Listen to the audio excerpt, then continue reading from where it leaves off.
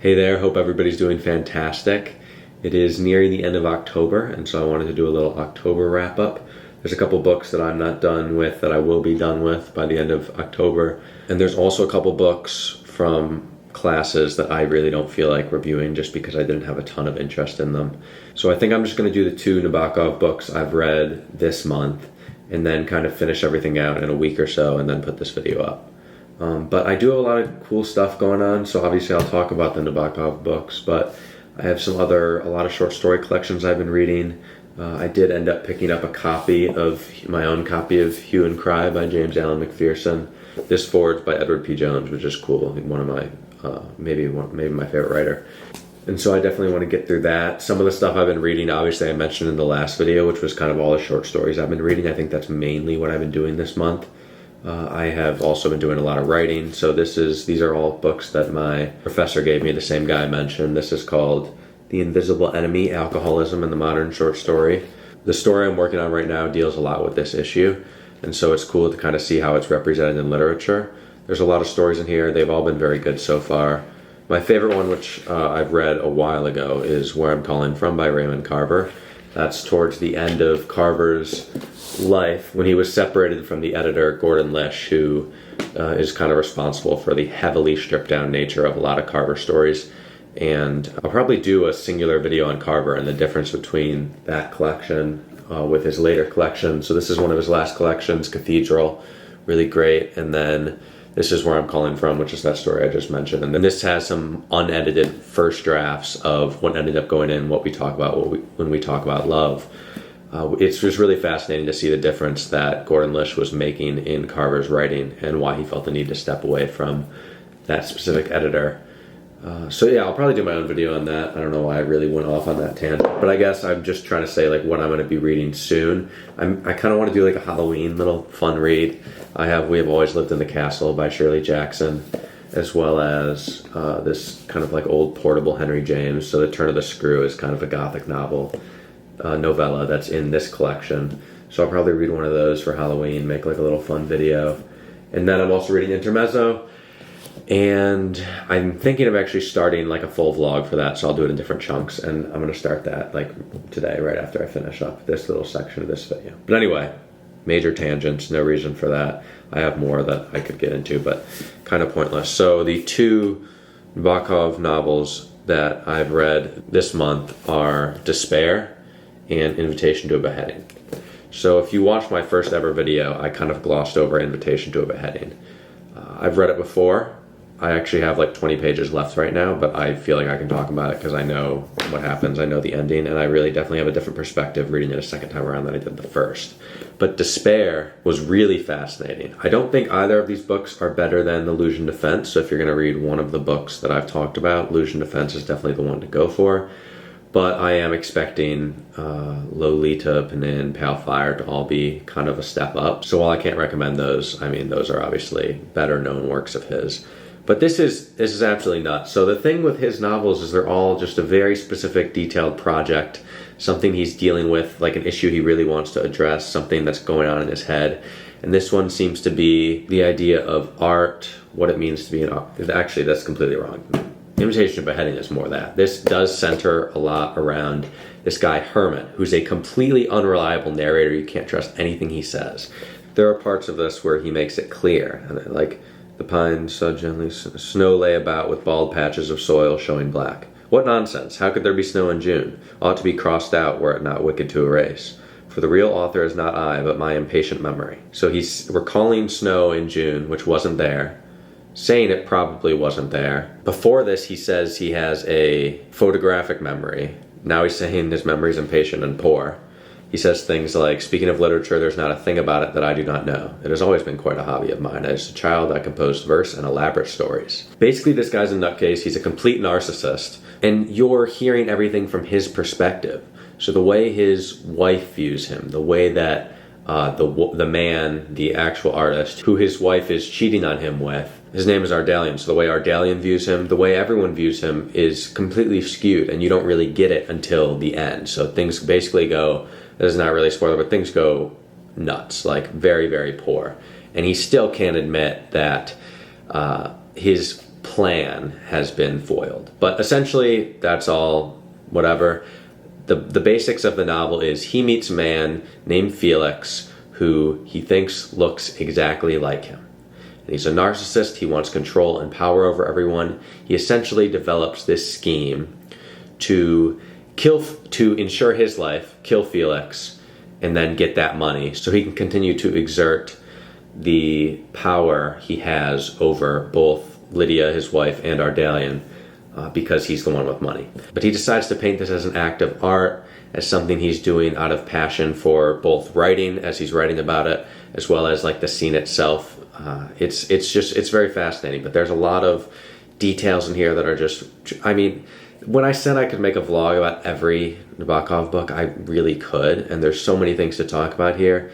This is one where I think a lot of people will be very interested in this. I'm not going to go on a huge tangent about it, but it's ridiculous. So there's things you can probably tell from what I'm saying, like Felix maybe doesn't exactly look exactly like him. Maybe his wife doesn't respect him in the way that he thinks she does. Maybe everybody else isn't as dumb as they come off. Maybe the police aren't hunting him down. Like, it's nuts.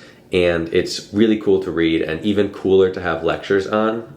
Like, that's really beneficial with, I think, all of the Nabokov books so far. I gave this one 3 stars because it gets a little nuts sometimes. But Nabokov's main point is his main focus is literary talent.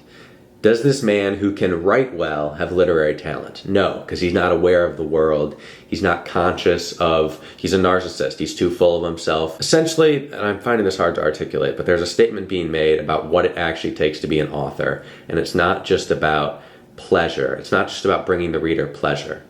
It's something entirely different. And if that's literary talent, obviously everyone has their own interpretation, but Nabokov himself, he's essentially saying, and he's written about it as well, in essays and things like that. But that's kind of what this book is being used to say. But it's crazy story. Worth checking out. I mean, if you read one Nabokov book and like the style, I think that these are all going to probably be pretty cool. So yeah, and then Invitation to a Beheading is about a man named Cincinnatus C, who is not transparent like everyone else in this world.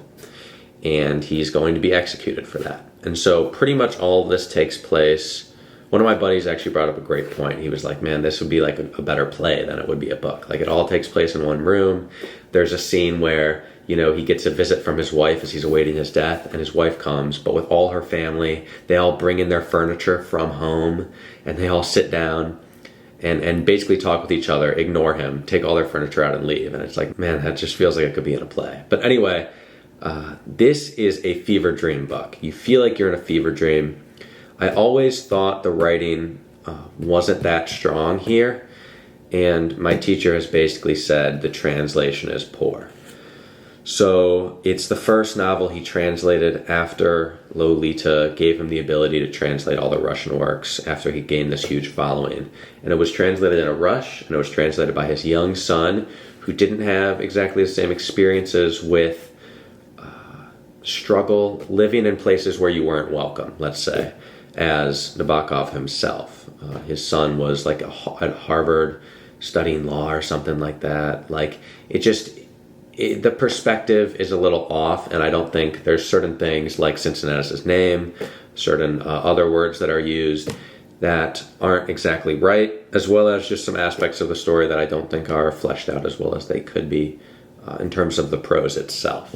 And obviously I don't know Russian. This is all coming from my teacher, but she is a Nabokov scholar and very, very fluent in Russian, so I'm just going to trust that. But yeah, I mean, this is a pretty funny book. I don't necessarily find parts of it as heartbreaking as other people do, because I feel like when you're reading it a second time, you're so distant from everything, because there's an idea of Cincinnatus as a physical being and Cincinnatus as a spiritual being, or like the artist, the kind of aspect of himself that people can't see.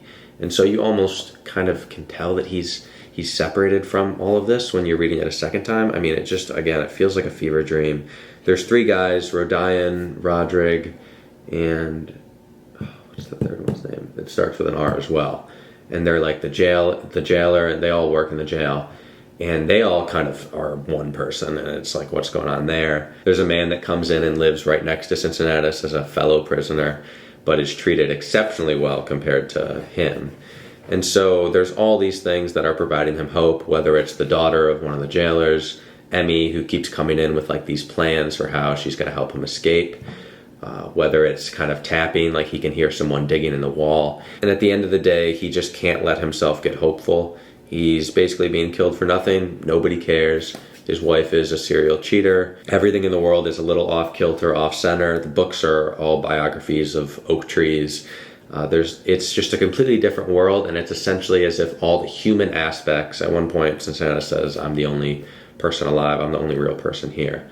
And that's essentially what it is. He's basically showing what it would be like for a writer, Cincinnatus, or an artist in general, to live in a world where that's kind of banished. Yeah, I don't know. I feel like these are just becoming more and more philosophical, and I'm better at just talking about straight up fiction. But again, this is a super interesting one that's kind of worth diving into outside of while you're reading it, for context, and one that like I would really enjoy writing an essay on. I'm already writing an essay on the other two, so I'm not going to, but like this you could crank a 15-page essay out of and have it be really interesting.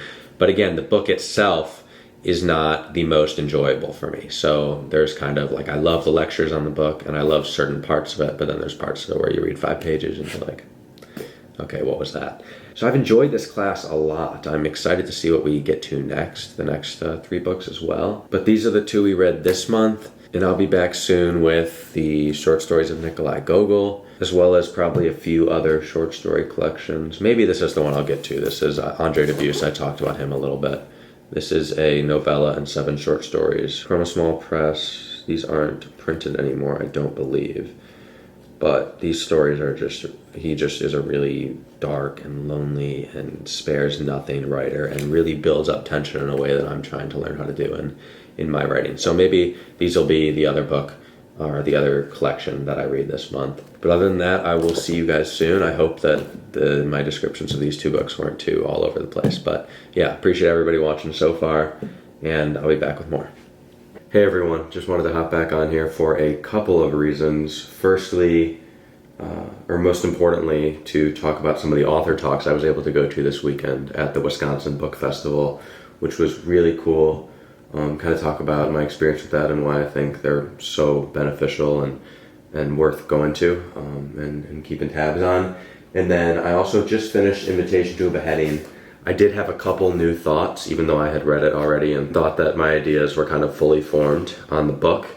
But there were a couple things pointed out in lecture, a couple things just with finishing the book that were really interesting. One of them would be a huge spoiler, but I kind of want to just mention the kind of idea of the mental side of someone and the physical side of someone, the differences between them, which one's more important, if people have both, if they don't, what it means if somebody doesn't have that mental side, if they're purely living physically. Nabokov's idea of the artist needing to not look forward to death, but be completely unafraid of it, if that makes sense.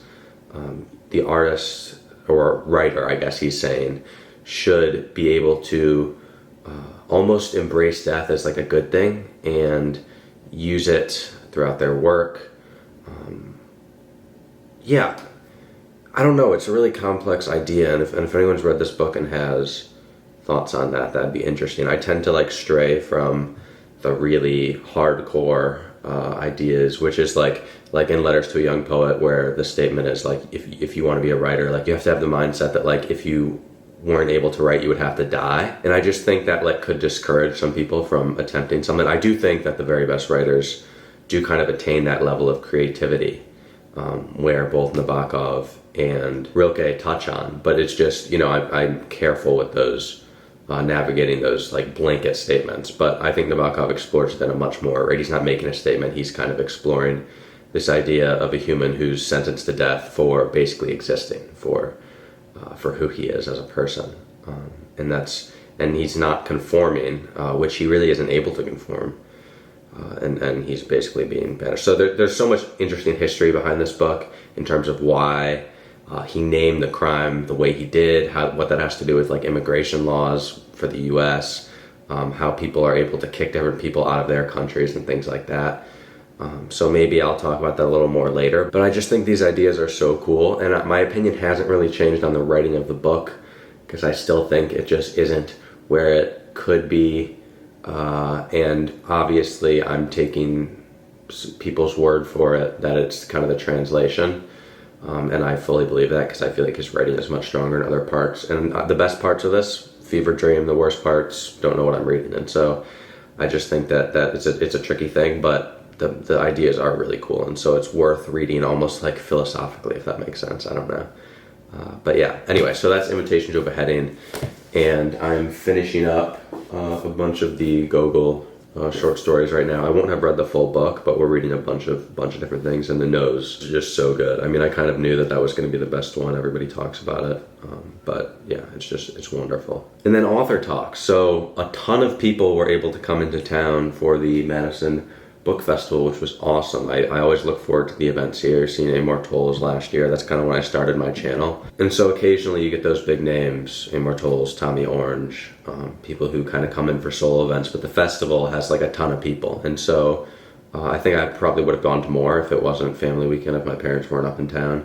But I did get to the people that I really wanted to see, that being Rachel Kushner, which was awesome, Dinez Smith, which was really cool. That was easily the biggest, most popular talk crowd. And I got to see my professor interview them, which was also very, very cool. Not only that, but I also went to Joseph O'Neill, who's, I haven't actually read any of his work, but one of the people who, he's not my professor, but I've worked with him closely on some of my writing, was interviewing him, and that was a really cool experience as well, because I really like the interviewer. Very funny, very helpful, great writer, has some really cool novels out.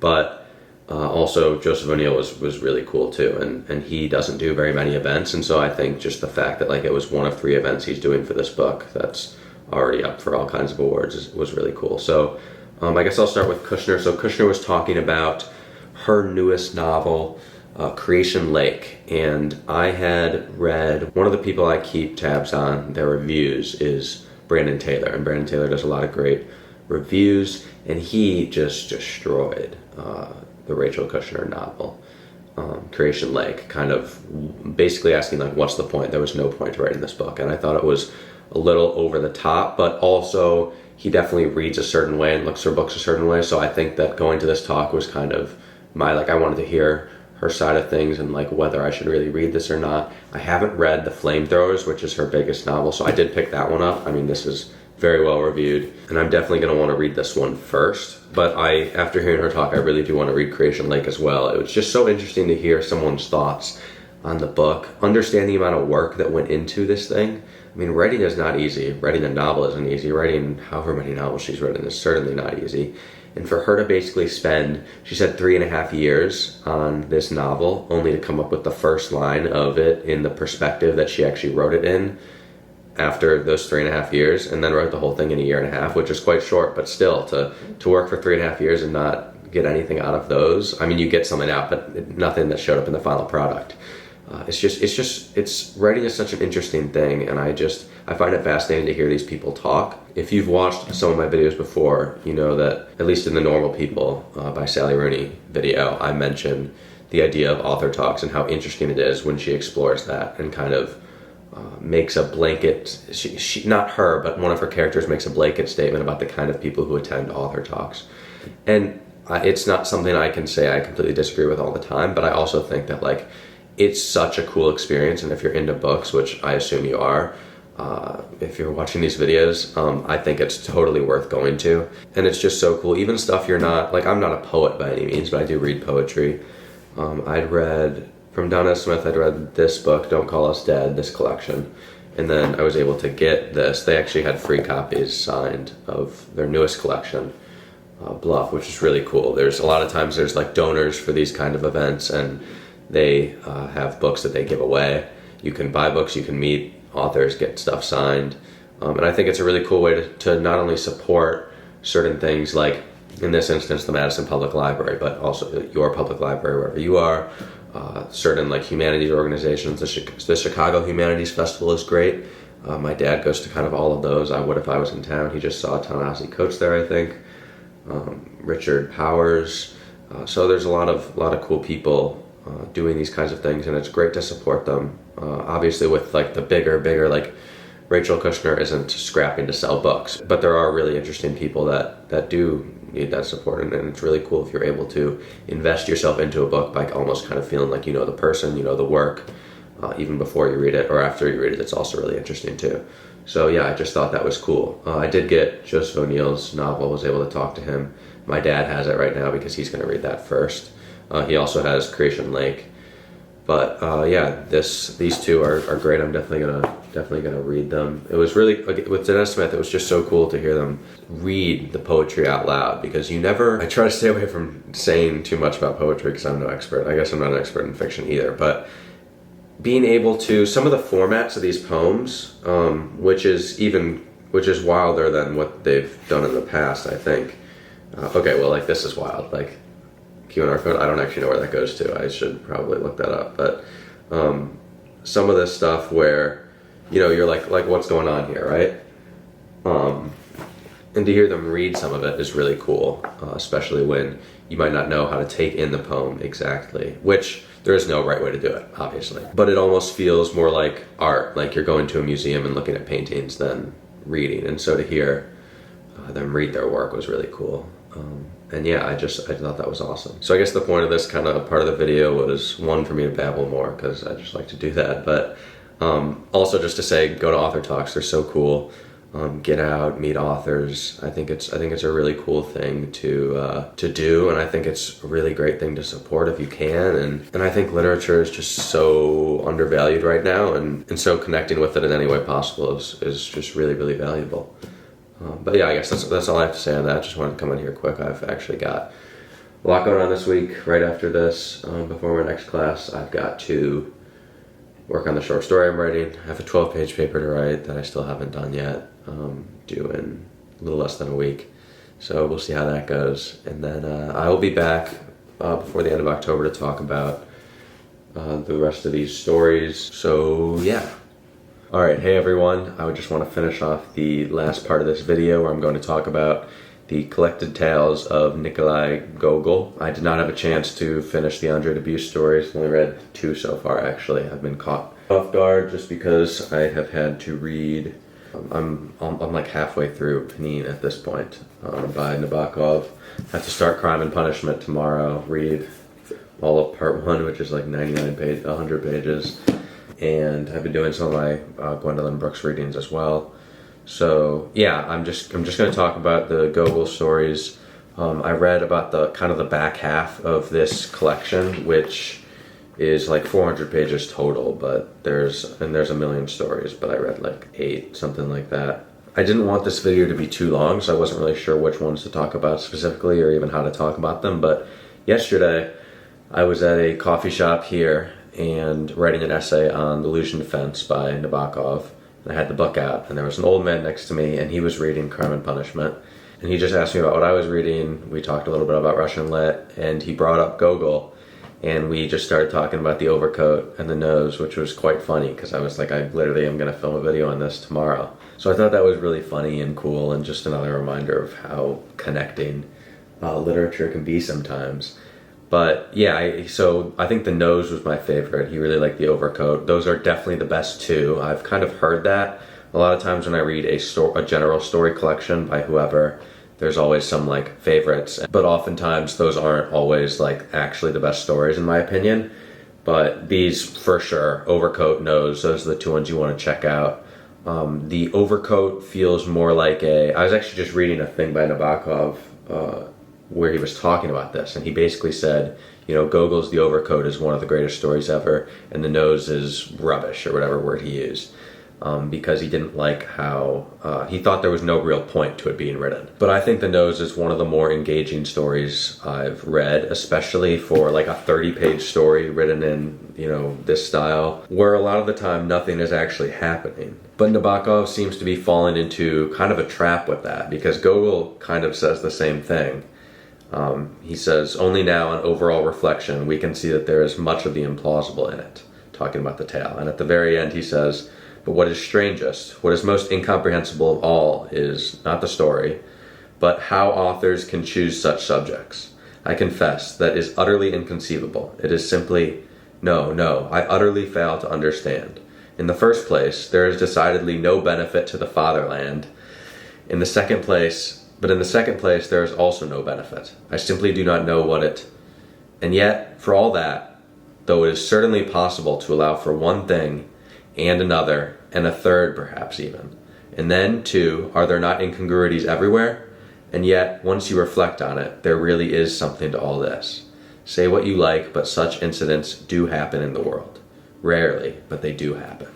So that's the ending of The Nose, which is essentially about, it opens on a barber who finds the nose of a man in some bread that his wife has baked.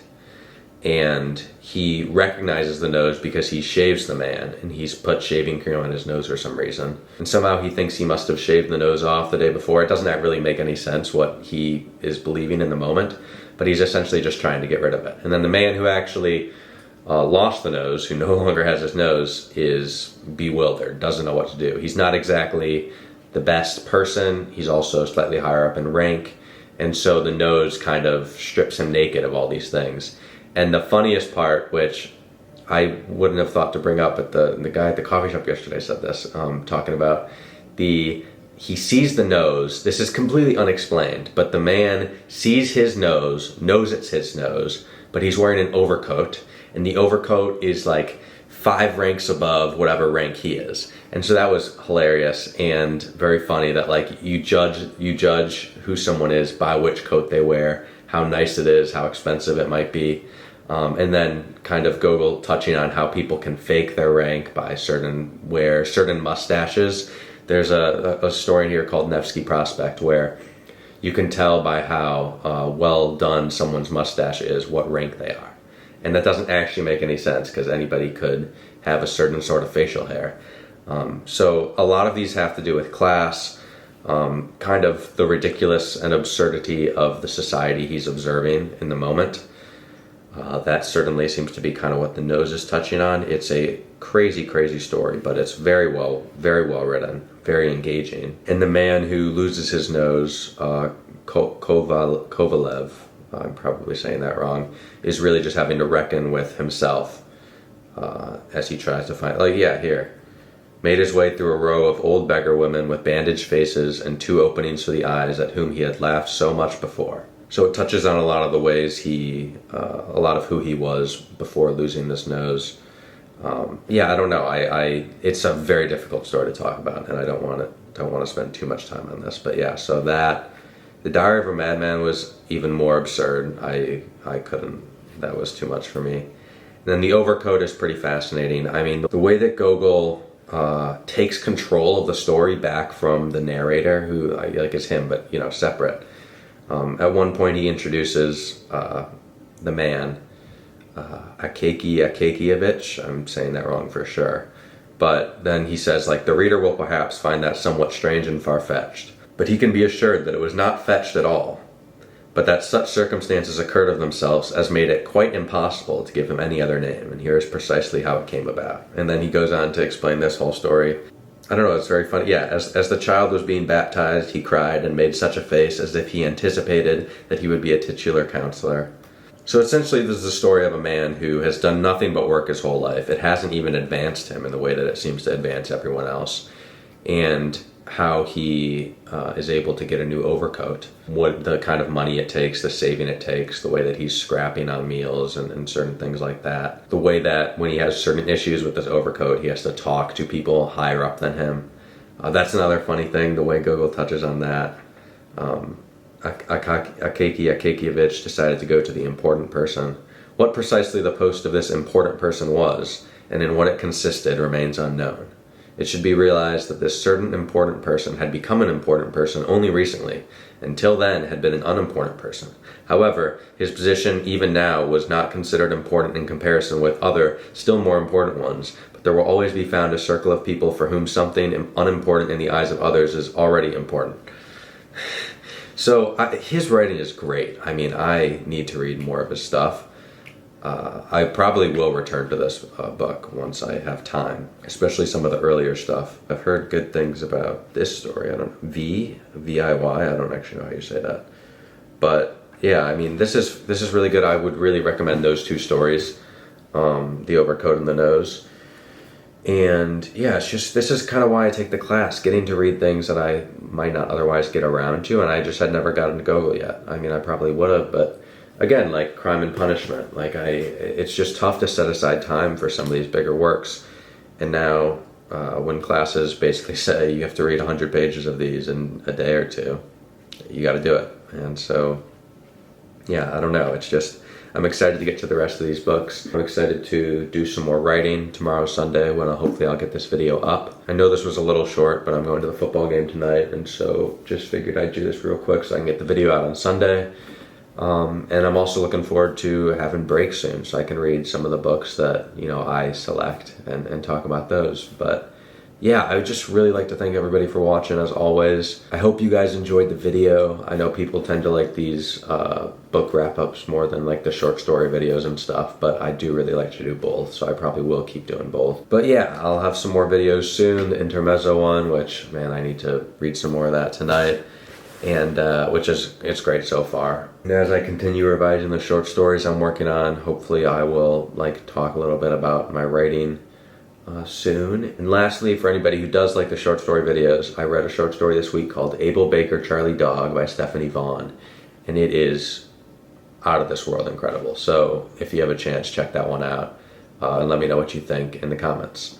But yeah, again, thanks to everybody for watching. Hope you guys have a fantastic week, and I'll see you soon.